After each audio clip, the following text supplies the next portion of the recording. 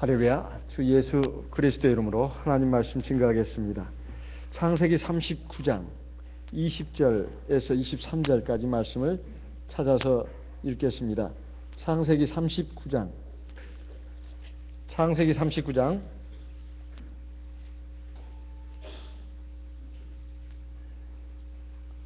19절부터 보겠습니다. 창세기 39장 19절. 주인이 그 아내가 자기에게 고하기를 당신의 종이 내게 이같이 행하였다 하는 말을 듣고 심히 노한지라. 20절. 이에 요셉의 주인이 그를 잡아 옥에 넣으니 그 옥은 왕의 죄수를 가두는 곳이었더라. 요셉이 옥에 갇혔으나 여호와께서 요셉과 함께 하시고 그에게 인자를 더하사 전옥에게 은혜를 받게 하시매 전옥이 옥중 죄수를 다 요셉의 손에 맡김으로 그 재반 사물을 요셉이 처리하고. 23절 같이 읽겠습니다. 전옥은 그의 손에 맡긴 것을 무엇이든지 돌아보지 아니하였으니 이는 여호와께서 요셉과 함께 하심이라. 여호와께서 그의 범사에 형통케 하셨더라. 우리가 인생을 살다 보면 살아갈 맛이 나고 살아갈 어떤 힘이 생기게 하는 좋은 일들을 만날 때 우리 마음은 참 기쁩니다. 그런데 내가 아무리 믿음으로 살고 바르게 정직하게 살아도 거기에 대한 정당한 보상이 주어지지 않고 오히려 손해가 생기고 그리고 억울하고 슬픈 일이 일어날 때 우리는 살아갈 어떤 희망을 잃어버립니다. 이것은 마치 우리가 산 이 세상에 일어나는 자연의 변화와도 같다고 할 수 있습니다. 어떨 때 보면은 햇볕이 쨍쨍 내리쬐다가 갑자기 먹구름이 몰려오고 빗방울이 한 바퀴 떨어지더니 폭우가 쏟아지기도 하고 비바람이 불고 천둥 번개가 치다가 금방 또 어느새 그랬냐는 것처럼 맑아지는 경우도 있습니다.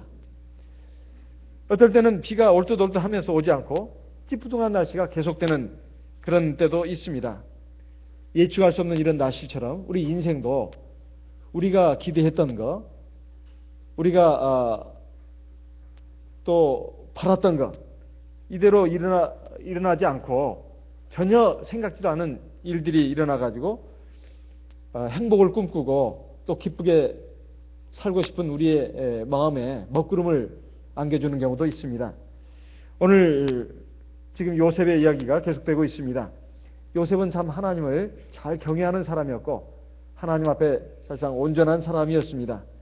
그런데 그가 지금 보디발 장군의 집에 가서 비록 어렵고 힘든 지금 위치에서 살고 있었지만은 그가 현실을 하나님 앞에서 믿음으로 수용하고 그 현실 가운데서 하나님을 인정했을 때 하나님이 그를 기뻐하시고 그와 함께 하시고 그의 하는 일에 형통함을 주셨다고 했습니다. 호사다마라고 좋은 일 있으면 또 나쁜 일도 생긴다고 이 요셉에게 그만 생각지도 않은 무서운 시험이 왔는데 그것은 바로 보디발 장군의 아내가 성적으로 유혹을 해온 것이었습니다. 당시의 노예는 말할 줄 아는 짐승에 불과했기 때문에 주인이 하라는 대로 하지 않으면 안 됩니다. 또 이 당시에 요셉은 청년의 시기였기 때문에 여주인의 청을 들어줘 가지고 자기도 쾌락을 즐기고 또 노예로서 좀 더 호강스러운 생활을 할 수도 있고 경우에 따라서는 자유를 얻을 수도 있는 그러한 절호의 기회가 될 수도 있는데 요셉으로서는 하나님을 경외했기 때문에 하나님 앞에서 어떻게 큰 악을 행할 수 있느냐 하면서 그걸 거절했습니다. 그런데 여주인의 이 입장에서는 아주 정욕에 사로잡혀 있기 때문에 요셉의 그 말이 하나도 귀에 들어오지 않았습니다. 오히려 어느 날 아무도 없는 그 집안에 이제 요셉이 들어왔을 때 요셉을 잡고 통사정을 했고 결국 요셉이 끝까지 그걸 들어주지 않으니까 요셉은 이건 어떻게 할 수가 없다 해가지고 그걸 뿌리치고 옷마저 뺏기고 이렇게 뛰쳐나왔습니다. 이러니까 이 여주인으로서는 자기의 어떤 그 처세가 참 부끄러운 일이다 이렇게 생각하고 참 오히려 수치스럽게 생각하고 일이 알려질까 봐 걱정을 해야 되는데 오히려 이 요셉에 대한 그 분노심이 크게 달해가지고 결국 요셉을 가만둬서는 안 되겠다 생각해가지고 자기 남편이 왔을 때 자기 손에 있는 요셉의 옷을 증거물로 내세워가지고 이 히브리 종이 나를 겁탈하려고 했습니다. 이렇게 해가지고 그런데 내가 소리 지르니까 도망가고 말았습니다. 이것을 남편에게 얘기를 했습니다. 그러니까 남편이 그 말을 듣고는 이런 못된 놈이 있나 해가지고 심히 노했다 이렇게 나와 있습니다. 그렇게 해서 요셉은 일거에 지금까지 쌓아 올린 좋은 평판 그리고 사람들에게 얻었던 신임 또 주인에게 절대적인 신임을 받고 사랑을 받았던 이 모든 것을 다 잃어버리게 되었습니다. 그래가지고 결국 감옥에 들어가게 됐는데 당시 사실 이렇게 여주인을 겁탈하려고 했다고 할 것 같으면 당장 죽일 수가 있는 것입니다. 그리고 죽여도 그건 아무것도 아닌 일이 되는 것이죠. 그런데 하나님께서 요셉을 보호하셨습니다. 아마 그 주인의 마음에 어떤 그 마음을 줬는지 생각을 줬는지 보디발 장군이 보통 같으면 이런 종놈이 어떻게 이런 못된 짓을 할 수 있단 말인가. 그리고 절대적으로 신임했기 때문에 역시 그 보디발 장군의 마음에 일어나는 분노도 더 컸을 겁니다. 그러니까 당장 죽여도 그게 문제가 되지 않습니다. 그런데 하나님께서 어떻게 역사하셨는지 보디발 장군의 마음속에 이놈을 갖다가 당장 죽이는 것은 아마 내 성에 안 찬다. 그래서 가장 그 고통스러운 곳에 보내야 되겠다. 이 왕의 죄수를 가두는 곳이라고 하니까 여러분 오해를 하시면 안 됩니다. 적어도 왕을 지근거리에서 가까운 거리에서 섬긴 사람들이 감옥에 들어가는 것이니까 아주 좀 호강스러운 생활을 하는 좋은 감옥이 아닐까. 천만에 그렇지 않습니다. 오히려 그곳에 들어가면 이 사실상 죽은 인생과 같다. 지금 북한에 정치범 수용소에 들어가면 사실상 인간 대접을 못 받는다고 합니다. 그게 참상을 제가 신문을 통해서 볼 때 이건 지옥이 이런 지옥이었구나. 그걸 입으로 차마 옮길 수도 없습니다. 옮길 수도 없어요. 거의 먹을 것도 거의 주지도 않는 상태고 이건 개 돼지만도 못한 그런 학대와 그 아주 그 열악한 환경에서 인권이 유린되고 있고 이런 그 상황들을 그 탈북자들이 전해주는 내용을 보게 되면 사실 옛날에 인권이라는 게 어디가 있습니까? 노예들에게. 그리고 왕의 제수들이라고 할 것 같으면 이것은 대역죄인 것입니다. 그러니까 그곳에 가서 얼마나 고생이 심했겠느냐는 것입니다. 이것을 여기에서는 볼 수가 없고 시편 105편에 보면 나와 있습니다. 시편 105편을 보겠습니다. 시편 105편 17절. 시편 105편 17절.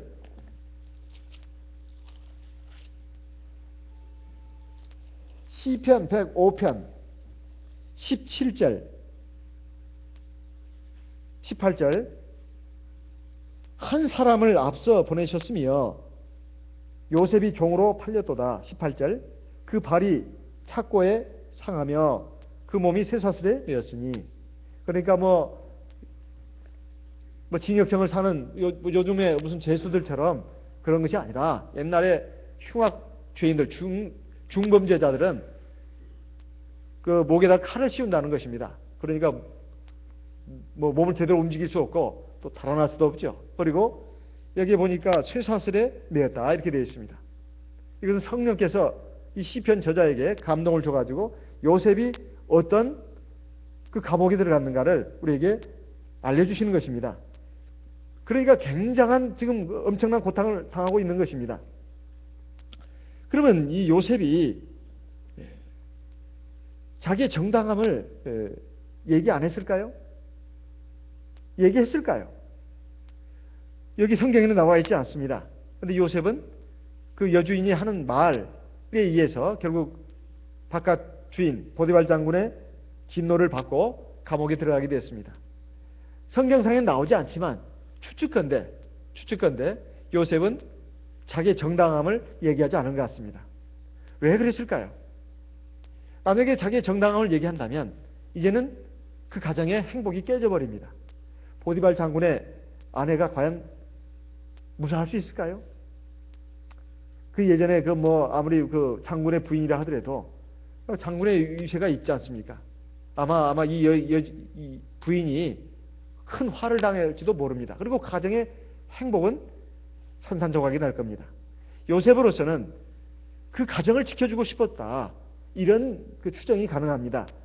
왜냐하면 이 요셉이 예수님을 예표하는 인물이기 때문에 사실 그런 것을 성경 종합적으로 우리가 본다면 요셉이 그 가정의 행복을 깨지 않기 위해서 그 억울한 누명을 쓰고 감옥에 들어갔다. 이렇게 봐집니다. 그랬을 때 이 요셉이 당한 고난이라고 하는 것은 참으로 애매한 고난이라고 말할 수 있습니다. 그리고 선을 행하다가 당한 고난이라고 말할 수 있어요. 여기에 대해서 하나님은 베드로 사도를 통해서 우리가 고난을 당할 때 어떤 자세를 취할 것인가 이것을 가르쳐주고 있습니다. 베드로전서 2장 19절 20절 말씀을 보겠습니다. 베드로전서 2장 19절 20절 베드로전서 2장 19절 애매히 고난을 받아도 하나님을 생각함으로 슬픔을 참으면 이는 아름다우나 20절 죄가 있어 매를 맞고 참으면 무슨 칭찬이 있으리요 오직 선을 행함으로 고난을 받고 참으면 이는 하나님 앞에 아름다우니라. 우리 하나님의 성도들이 이 세상을 살면서 겪을 수 있는 고난은 세 종류가 있습니다. 첫째는 애매히 당하는 고난입니다. 애매히 당하는 고난은 내가 죄를 진 것도 아니고 무슨 착한 일을 한 것도 아닌데 그냥 아무 연구 없이 고난을 당하는 것이죠. 몸에 병이 든다거나 아니면 물건을 잃어버렸다거나 아니면 집안에 뭔 사고가 일어났다거나 특별한 뭘 잘못한 것 같지도 않고 뭘 잘한 것도 없고 잘못한 것도 없는데 당하는 고난을 애매한 고난이라고 합니다. 그 뜻을 알 수가 없다 이 말이에요. 그 원인을 알 수 없는 고난. 두 번째 20절에 보니까 죄가 있어서 하나님이 징계에 매를 대는 고난이 있습니다. 세 번째는 선을 행함으로 고난을 받는 경우가 있습니다. 착한 일을 하다가도 거기에 대한 보상을 받는 것이 아니라 오히려 억울한 누명을 받는 경우. 그럼 여기에 요셉의 고난은 어디에 해당될까요? 사실 애매한 고난이라고도 볼 수 있지만 선을 행함으로 고난을 받았다고 볼 수 있습니다. 그러면 우리가 요셉처럼 선을 행하다가 고난을 받아도 사실은 하나님 앞에 이건 아름다운 것이니까 참고 견뎌야 된다. 이렇게 지금 권면하고 있습니다. 그런데 19절에 보면 애매히 받는 고난. 참 이건 아무 영문도 없이 고난을 받는 경우. 이런 경우에 우리가 어떻게 할 것인가? 하나님을 생각함으로 슬픔을 참으면 이는 아름답다. 우리 보통 고난을 당할 때 보통 이런 경우입니다. 내가 뭔 죄가 많아서 이렇게 고난을 당하나. 하나님이 나를 벌 주시나 보다. 참 슬프다. 이렇게 생각한다거나 아니면 내가 뭔 죄가 있어서 이렇게 고난을 당하나. 의아하게 생각하고 참 화도 나고 그리고 하나님에 대해서 원망이 일어나고 그리고 기분이 나쁘고 슬프고 억울하다는 말이죠. 이래서는 안 된다는 것입니다. 이래서는 안 된다는 거예요. 여기에 보니까 애매히 고난을 받아도 하나님을 생각함으로 참고 견디면 이건 하나님이 아름답게 보시고 결국은 복을 주신다는 말입니다. 그리고 선을 행했는데도 내가 양심적으로 올바르게 했는데도 그것이 인정을 받지 못하고 오히려 고난을 받는 경우도 하나님의 심판을 믿고 하나님의 역사하심을 믿고 참고 견디면 하나님이 다 그걸 갚아주신다. 원수 갚는 것이 내게 있으니 내가 갚으리라. 너희는 가만히 참고 견뎌라. 이것이 하나님께서 하나님의 백성들에게 요구하시는 바입니다. 요셉은 사실 하나님 앞에서 자기의 신앙을 지키고 그리고 하나님이 늘 자기와 함께 하시고 자기를 지켜보시는 것을 알기 때문에 하나님 앞에서 범죄할 수가 없었습니다. 그리고 자기 주인의 절대적인 신임과 사랑을 배반할 수도 없었어요. 제일 중요한 것은 하나님에 대한 신앙입니다. 하나님 지금까지 함께 하시고 자기를 붙들어 주시고 지켜보시고 이끌어 주셨는데 어떻게 내가 하나님 앞에서 이런 악을 행할까? 그러니까 사실은 이건 하나님 앞에서 선을 행하는 것이고 또 주인의 자기에 대한 절대적인 신임과 사랑을 배반하지 않는 것이니까 주인을 생각한 겁니다. 그리고 그 가정의 행복을 생각한 것이죠. 만약에 거기서 죄를 진다고 할 것 같으면 그 가정에 엄청난 불행과 파탄이 오는 거 아니겠습니까? 그래서 욥으로서는 선을 행함으로 인해서 고난을 받았지만 하나님의 역사를 믿고 그는 이것을 이겨냈다, 이런 말씀입니다. 그런데 이러한 욥의 고난이 결국은 욥으로 하여금 자기 가족, 자기 민족, 그리고 애굽의 모든 사람들을 갖다가 구원하는 하나님의 역사, 하나님의 경륜에 쓰임받는 그런 도구가 되기 위해서 필연적인 과정이었습니다. 애굽의 총리 대신이 되면서 그 하나님의 그 경륜이 이제 펼쳐지기 시작하는데, 사실은 요셉이 이 왕의 죄수를 가두는 곳의 감옥에 들어가야 됐던 것입니다. 들어가야 됐던 거예요. 이것은 이제 보디발 장군의 어떤 힘 가지고 빼낼 수도 없는 것입니다.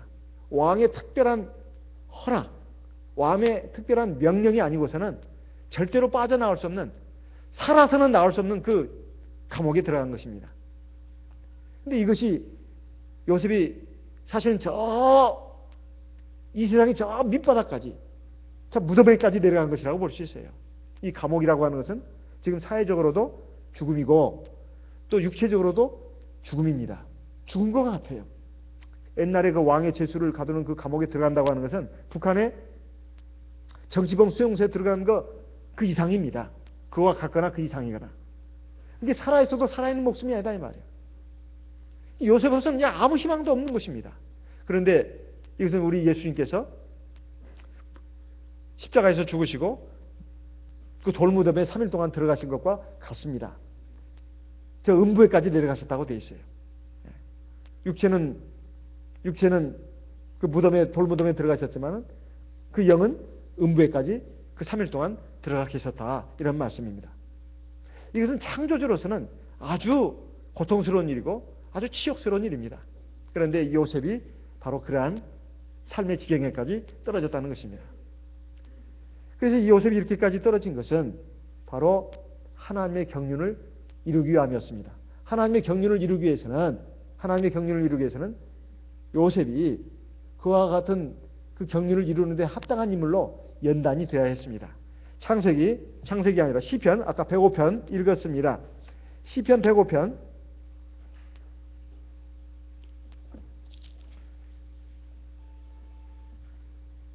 3절, 4절 읽어보겠습니다. 시편 105편 3절, 4절. 시편 105편 3절. 그 성호를 자랑하라. 무릇 여호와를 구하는 자는 마음이 즐거울지로다. 4절. 여호와 그 능력을 구할지어다. 그 얼굴을 항상 볼 자다. 여기에 보면 여호와를 구하는 자는 마음이 즐거울지어다, 이렇게 말했습니다. 우리가 하나님을 찾고 하나님 앞에 구원과 은총을 구할 때 우리 마음이 참 심란하고 괴롭고 착잡하고 슬플 때가 있습니다. 그렇지만은 하나님께 구하는 사람들은 마음이 즐거워야 된다, 이렇게 말하고 있습니다. 하나님과 그 능력을 구해라. 그리고 그 얼굴을 항상 구해라, 이렇게 또 말씀하고 있습니다. 그러면서 5절 6절에 보면 그 종 아브라함의 후손 곧 택하신 야곱의 자손 너희는 그의 행하신 기사와 그 이적과 그 입의 판단을 기억해라. 그러니까 하나님이 행하신, 지난날 행하신 일들, 그리고 하나님이 하신 말씀을 기억하라는 것입니다. 기억할 것이 두 가지인데요. 하나님이 행하신 일들, 그리고 하나님이 입으로 주신 말씀, 그걸 기억하라는 거예요. 8절에 보면 그는 그 언약 곧 천대에 명하신 말씀을 영원히 기억하셨으니, 하나님은 자기가 하신 말씀을 꼭 기억하고 있다는 겁니다. 어떤 사람은 자기가 말을 해놓고도 잊어버리는 사람들이 굉장히 많습니다. 또 했던 말과 정 다른 말을 하는 사람도 있고. 근데 하나님은 한번 입으로 내신 말씀은 끝까지 지키는데 천대까지 지킨다고 했습니다. 천대라는 말은 영원히 지킨다는 말씀입니다. 이게 하나님은 신실하신 분이다, 이 말이에요. 자기의 말에 신실하신 분이다, 이 말입니다. 그래서 9절에 보면 이것은 아브라함에게 하신 언약이며 이삭에게 하신 맹세이에요. 10절 야곱에게 세우신 율례 곧 이스라엘에게 하신 영영한 언약이라. 무슨 말씀이냐? 하나님의 하신 말씀은 아브라함, 이삭, 야곱, 그 야곱의 후손 이스라엘 백성까지 모두에게, 하나님의 백성들에게만 모두에게 반드시 이루어지는 말씀이다 이 말이에요. 네. 그러면서 쭉 역사를 말하면서 17절에 바로 요셉의 얘기가 나옵니다. 17절에 한 사람을 앞서 보내셨으며 요셉이 종으로 팔렸도다. 18절에 그 발이 착고에 상하며 그 몸이 쇠사슬에 매였으니 19절 같이 읽어보겠습니다. 19절 곧 여호와의 말씀이 응할 때까지라. 그 말씀이 저를 단련하였도다. 그러니까 요셉이 지금 감옥에 들어갔고, 감옥에 들어가서 목에 칼이 채워졌고, 그리고 온몸이 쇠사슬로 묶여 있지만은 이것은 어느 때까지 그것이 되는 것이냐? 하나님의 말씀이 이루어질 때까지다. 그래서 우리가 세상을 살면서 좋은 일뿐만 아니라 괴로운 일, 참 이해할 수 없는 어떤 고통을 만날 경우가 있습니다. 그때 우리가 생각해야 합니다. 아, 하나님이 나에게 무슨 뜻이 있어서 이렇게 괴로운 일을 주시나 보다. 이렇게 힘겨운 일을 만나게 하셨나 보다. 언제까지 이게 계속될까? 하나님의 말씀이 응할 때까지야. 그 말씀은 뭐예요? 내가 너와 함께한다. 내가 너에게 복 주겠다. 너를 가장 좋은 길로 인도하겠다. 이게 하나님의 말씀이고 약속이거든요. 네가 나를 경외하고 내 말씀을 믿고 내 말씀을 붙잡고 말씀에 순종해서 살면 나는 너에게 한 말 그걸 그대로 이루겠다. 이런 말씀입니다. 그것은 하나님이 아브라함에게만 하신 말씀이 아니라 이삭에게만 하신 말씀이 아니라 야곱에게만 하신 말씀이 아니라 그의 후손된 이스라엘 모든 백성에게 하신 말씀이라는 거예요. 그런데 요셉이 이 감옥에 들어가서 어떻게 됐습니까? 그 말씀이 저를 단련하였다 이렇게 되고 있습니다. 요셉이 비록 억울하게 감옥에 들어갔지만 요셉이 거기서 버틸 수 있었던 것, 그 고난을 이겨낼 수 있었던 그 힘은 어디에 있었을까요? 하나님의 말씀입니다. 언제 하나님이 요셉에게 말을 했습니까? 그가 꾼 꿈입니다. 하나님은 요셉에게 직접적으로 나타나서 말씀하신 적이 없어요. 그저 아버지 야곱이 제사장이 돼가지고 예배 때 제사 드릴 때 하나님 말씀 전한 거 그 들은 것밖에 없습니다. 그리고 하나님이 그에게 그 믿음을 보시고 장래일에 대해서 약속을 주신 거예요. 꿈으로. 그것도 하나님의 말씀입니다. 그것을 믿었다 이 말이에요. 그걸 믿었다 이 말이에요. 그리고 아버지 야곱, 할아버지 이삭, 증조할아버지 아브라함에서부터 쭉 내려온 하나님의 말씀을 자기에게 주신 말씀으로 또 믿었다는 것입니다. 그 말씀, 그리고 꿈을 통해서 하나님이 환상으로 보여주신 그 하나님의 말씀, 이것을 철석까지 믿었다는 거예요. 그래가지고 그 말씀을 말씀이 저를 단련하였다. 그것은 그 말씀이 그 고통을 이길 수 있게 했다는 말입니다. 근데 우리들은 어떻습니까? 우리가 하나님을 잘 믿는 것 같습니다. 안식일도 잘 지키고 밤 예배도 나오고 그리고 하나님 말씀도 열심히 봅니다. 그러다가 안 좋은 일을 만나면 풀이 죽고 기분이 나쁘고 슬프고 괴롭고 막 짜증이 납니다. 어쩔 때는 하나님 원망이 난다 이 말이에요. 이것이 과연 온전한 신앙이겠냐 이 말이죠. 사실 온전한 신앙은 하나님의 말씀을 제대로 받았고 그걸 먹었고 그것을 내 말씀을 의지해서 내가 살고 있느냐는 시련과 고난을 줘봤을 때 그 사람의 태도에서 판가름 납니다. 자, 지금 애매한 고난이 왔습니다. 그리고 선을 행했는데 억울한 고난이 왔습니다. 그럴 때라도 절대 하나님이 나를 버리셨다, 나를 외면하셨다, 하나님은 정말로 공의로운 하나님이 아니고 하나님은 안 계신가 봐, 이런 엉뚱한 불신앙, 하나님의 공의를 믿지 못하고 나가는 이런 그 마음과 생각을 가지고 있다면 그것은 신앙이 아니다 이 말입니다. 신앙이 아니다. 신앙의 그 참 모습은 사실은 내 눈앞에 펼쳐진 현실이 도저히 내가 받아들일 수가 없어요. 지금 요셉으로서는 얼마나 지금 참 기가 막힐 노릇입니까? 사람이 욕을 먹어도 이런 욕은 받지 말아야 합니다. 남의 유부녀를 갖다가 성추행하려고 했다, 겁탈하려고 했다, 요셉으로서는 이건 정말로 자기 지금까지 살아온 인생에, 자기 이름에, 자기 양심에 전혀 걸맞지 않는 참으로 수치스러운 제목입니다. 그런데 그 제목을 다 감당하고 들어갔을 때 요셉으로서는 지금까지 물론 하나님이 함께 하시고 지켜주셨다고 했습니다. 노예 생활하면서. 그거 다 보통 사람 같으면 물거품이 되어버립니다. 우리 하나님의 백성들 가운데 믿음이 좋다고 하는 사람들도 그런 경우가 종종 있습니다. 아주 하나님이 함께 하시고 은혜 베푸실 때는 하나님 감사합니다. 할렐루야. 그리고 간증도 하고 또 비처럼의 간증문도 쓰고, 그러다가 좀 나쁜 일 생기고 어려운 일 생기고 안 좋은 일 생기면 풀이 팍 죽어가지고 하나님이 안 계신가 봐. 하나님 계신다면 왜 이러나. 하나님 원망하고 하나님에 대해서 기도하는 그 힘도 떨어져 버립니다. 교회 나가고 싶지도 않고. 그런다고 하면서 그냥 막 주저앉아 버리는 경우가 있다 이 말이에요.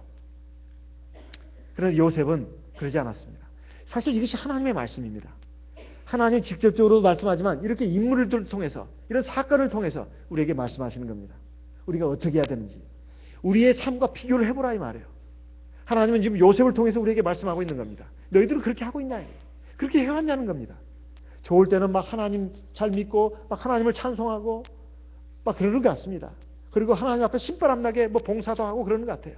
그러다가도 뭐 안 좋은 일 생기고 억울한 일 생기고 또 도대체 기막힌 현실이, 참혹한 현실이 자기 앞에 안겨질 때 당장 하나님을 욕하고 하나님에 대해서 신앙이 식어버리고, 그리고 신앙의 길을 가는 것이 무슨 의미가 있단 말인가, 내가 헛믿었지 잘못 믿었지, 이렇게 엉뚱한 방향으로 나가버리는 이런 성도들이 적지 않습니다.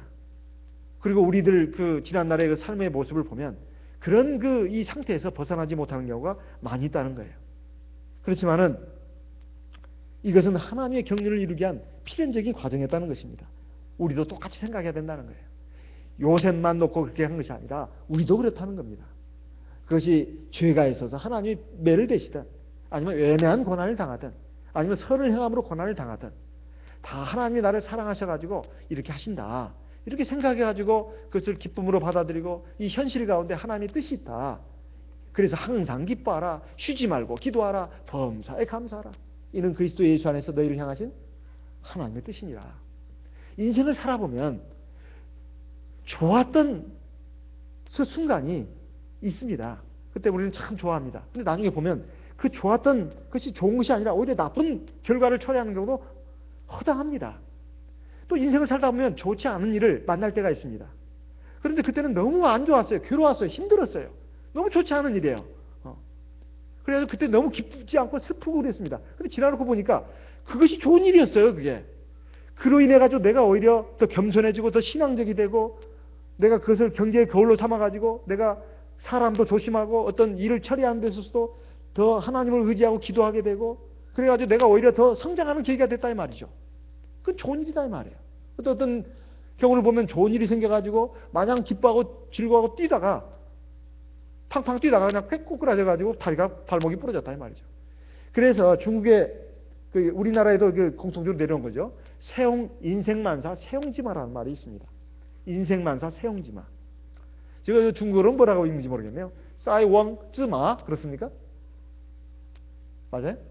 싸이웡쯔마.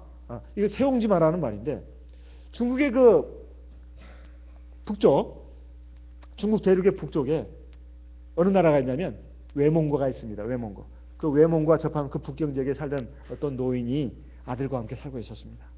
근데 그 집에는 말이 여러 마리가 있었어요. 근데 어느 날 말 한 마리가 그만 북쪽 외몽고 쪽으로 달아나 버렸습니다. 동네 사람들이 와가지고 그랬어요. 아이고 노인장 얼마나 참 속이 상하십니까? 말이 저렇게 노인장 어르신께서 아끼시는 말이 저렇게 달아나 버렸으니 얼마나 속이 상하십니까? 이 안 좋은 일 만나서 얼마나 마음이 아프십니까? 그러니까 그 노인장이 하는 말이 껄껄 웃으면서 말했습니다. 할 수 없는 일이 아니겠어. 살다 보면 이런 일 저런 일 다 있게 마련인데 나쁜 일이 있으면 좋은 일도 생기겠지요. 이렇게 말했습니다. 그런 일이 있은 후에 얼마쯤 지나니까 그 외몽고 쪽으로, 국경을 넘어가지고 외몽고 쪽으로 갔던 그 도망쳤던 말이 집으로 돌아왔는데 짝을 찾아가지고 돌아왔어요. 아마 그게 순말인지 암말인지, 아마 순말이라면 암말을 데리고 왔다면 짝을 지어가지고 왔어요. 그러니까 동네 사람들이 와가지고 막 축하를 했습니다. 아이고 어르신, 그 이제 보니까 좋은 일을 생기려고 이렇게 그때 나쁜 일이 생겼구만요. 그러면서 막 부럽다고 말 하나 공짜가 또 생겼으니 얼마나 기쁘십니까? 이렇게 말했습니다. 그랬더니 이번에 노인이 또 껄껄껄 웃으면서 하는 말이, 글쎄요, 지 친구를 데리고 돌아온 것이 과연 좋은 일인지 모르겠습니다. 좋은 일이 있으면 또 나쁜 일도 있기 마련이죠. 이렇게 말했다는 것입니다. 그로부터 이제 몇 달이 지났습니다. 그 노인의 아들이 새로운 말, 그게 암말인지 순말인지를 모르겠어요.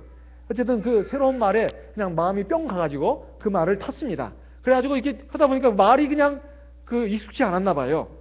그래가지고 막 벌떡벌떡 뛰다가 그냥 이 노인장의 아들이 떨어졌습니다. 떨어져가지고 다리를 다쳐가지고 절름발이 불구자가 됐어요. 그러니까 동네 사람들이 또 와가지고 또 위로를 합니다. 아이고 참 이게 얼마나 큰 불행입니까? 하나밖에 없는 아드님이 이렇게 불구자가 됐으니 어르신 마음이 얼마나 슬프십니까? 이렇게 위로를 했습니다. 그러니까 어르신 말씀이, 할 수 없지요. 나쁜 일 있으면 또 좋은 일이 있고 인생 다 그런 거 아니겠습니까? 이렇게 말했습니다. 그로부터 이제 해가 이제 바뀌어가지고 어느 날 그 북쪽에 있는 그 몽고족들이 쳐들어왔어요. 그래서 마을의 젊은이들이 모두 군사로 뽑혀가지고 싸움터로 나가게 됐는데, 이 어르신의 아들만큼은 다리를 저는 불구자라 해가지고 절름발이라 해가지고 징집 면제가 됐습니다. 군대에 안 가게 됐다 이 말이에요. 그런데 이제 그 전쟁이 끝났습니다. 전쟁에 나갔던 그 마을의 그 젊은이들이 거의 다 전사를 했어요. 그리고 살아남은 사람들은 아주 심각한 중상을 입고 돌아갔다 이 말이에요.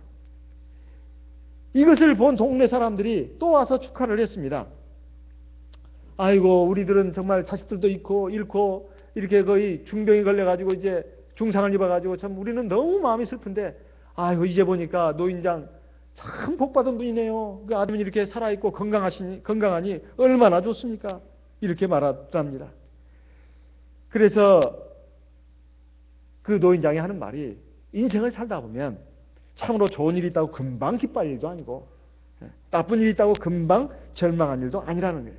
세상을 살다 보면 이런 일 저런 일이 있다는 거예요. 그래서 인생에는 고락이 함께 있다는 것입니다. 고락.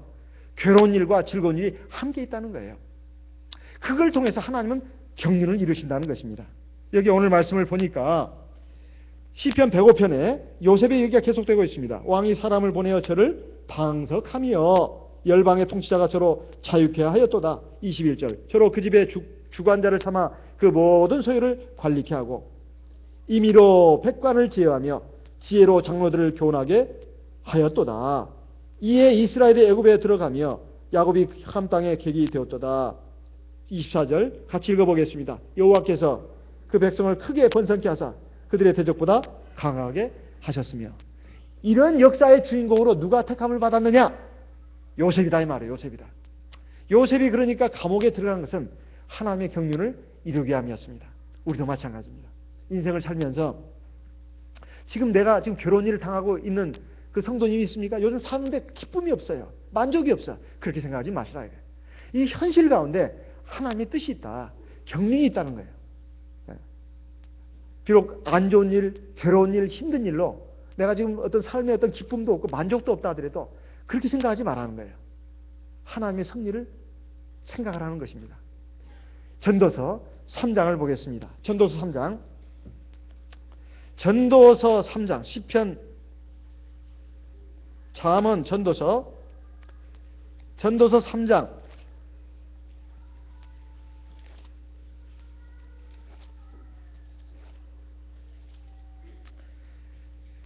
1절, 전도 3장 1절. 천하의 범사가 기한이 있고 모든 목적이 이룰 때가 있나니. 천하의 모든 일에 기한이 있다. 그 일이 이루어지는 그 때가 있다는 것입니다. 그리고 모든 목적이 이루어질 때가 있다. 이것은 하나님의 어떤 경륜이 이루어지는 그 때가 있다는 것입니다. 그러기 위해서 하나님이 인생에다가 뭘 주셨느냐? 기쁨과 즐거움, 기쁨과 슬픔, 즐거움과 괴로움, 이것을 그냥 섞어서 막 준다는 겁니다. 여기 보면 2절에 날 때가 있고 죽을 때가 있으며, 심을 때가 있고 심은 것을 뽑을 때가 있으며, 죽일 때가 있고 치료시킬 때가 있으며, 헐 때가 있고 세울 때가 있으며. 4절 같이 읽어보겠습니다. 울 때가 있고 웃을 때가 있으며, 슬퍼할 때가 있고 춤출 때가 있으며, 이랬습니다. 6절 찾을 때가 있고 잃을 때가 있으며. 이건 좋은 일과 나쁜 일이 지금 번갈아서 나오는 거 아닙니까? 8절에 보면 사랑할 때가 있고 미워할 때가 있으며, 전쟁할 때가 있고 평화할 때가 있느니라. 이것을 통해서 하나님이 뭘 하시는 것인가? 11절 같이 읽어보겠습니다. 11절 하나님이 모든 것을 지으시되 때를 따라 아름답게 하셨고. 여기에 하나님 말씀을 본다면 우리는 생각할 때 좋은 일은 좋은 거예요. 나쁜 건 나쁜 겁니다. 그런데 여기 보니까 하나님은 때를 따라 다 아름답게 하셨다고 되어 있어요. 그러면 하나님의 눈에는 뭡니까? 우리에게 좋은 일만 좋은 일이 아니고 우리에게 괴로운 일, 슬픈 일, 안 좋은 일도 뭐요? 좋은 일이다 이 말이에요. 왜? 하나님을 경외하고 하나님 앞에 겸손하고 하나님 앞에 진실하고 하나님 앞에 의롭고 거룩하고 하나님 앞에 좀 더 신앙적인 사람이 되도록 만들어간다 이 말이에요. 그 결말이 어디가 있을까요? 여기 있지 않습니까? 또 사람에게 영원을 사모하는 마음을 주셨느니라. 그러나 하나님이 하시는 일의 시종을 사람으로 측량할 수 없게 하셨도다. 14절 같이 읽겠습니다. 전도서 3장 14절 같이 읽겠습니다. 무릇 하나님의 행하시는 것은 영원히 있을 것이라. 더할 수도 없고 덜할 수도 없나니 하나님이 이같이 행하시면 사람으로 그 앞에서 경외하게 하려 하심인 줄 내가 알았도다. 하나님을 경외하면 뭐가 있죠? 영원한 생명, 그리고 영원한 상급이 있어요. 영원한 생명, 영원한 상급. 이걸 위해서 우리 인생에게 우리 사람의 눈으로 봤을 때 좋은 일뿐만 아니라 안 좋은 일도 일어나게 하셨다는 거예요. 그때마다 우리가 어떻게 한다고요? 왕 짜증내고 화를 내고 기분 나빠하고 하나님 원망하고 에이 내가 지금까지 신앙으로 살아온 거 이거 헛것이야, 엉뚱한 길로 빠져버리고 될까요? 안 될까요? 안 되죠. 우리는 하나님을 항상 경외하고 의지하고 특히 안 좋은 일이 일어났을 때, 지금 힘들고 어려울 때 항상 기뻐해야 합니다. 그리고 감사해야 돼. 이게 신앙의 표현이에요. 그러면 하나님이 눈여겨보십니다. 어쩜 너는 그렇게 하느냐. 이게 신앙이 아니고서는 그렇게 할 수가 없어요. 신앙이 있는 사람만이 그렇게 할 수 있습니다. 이 안 좋은 일 가운데 하나님의 섭리가 들어있다. 하나님의 손길이 있다. 이건 절대 나를 미워해서 그런 게 아니라 하나님이 나를 사랑하시기 때문에 나를 더 좋은 걸 주시려고, 온전한 걸 주시려고, 하나님 역사에 큰 도구로 쓰시려고 나를 이렇게 이끌어 가신다. 이렇게 생각한다면 절대로 그걸 가지고 화를 낼 일도 아니고 기분 나빠할 일도 아니고 그리고 괴로워할 일도 아니다 이 말이에요. 우리가 특히 안 좋은 일, 힘든 일이 있을 때 걱정하지 말고 누구를 찾으라고요? 하나님의 얼굴을 찾아야 된다. 여호와와 그의 능력을 구할지어다. 그리고 마음이 항상 즐거워할지어다. 아까 시편 105편 읽었지 않습니까? 우리 힘으로 안 됩니다. 우리 힘으로 안 돼요. 우리 성령이 도와주셔야 합니다. 우리가 성령을 위해서 기도하고 의지하고 나가면 하나님이 우리에게 하나님의 믿음도 주시고 하나님의 말씀도 깨닫게 하시고 그 말씀을 의지하게 하시고 그 말씀이 나를 연단하신다 이 말이에요. 그리고 하나님의 경륜이 이루어지게 하십니다.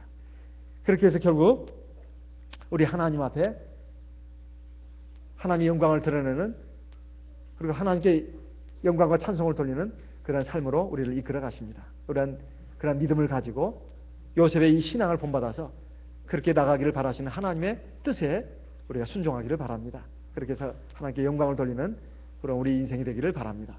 다 같이 기도하겠습니다. 이 시간 들으신 말씀을 기억하시고 우리에게 그런 믿음을 주십시오.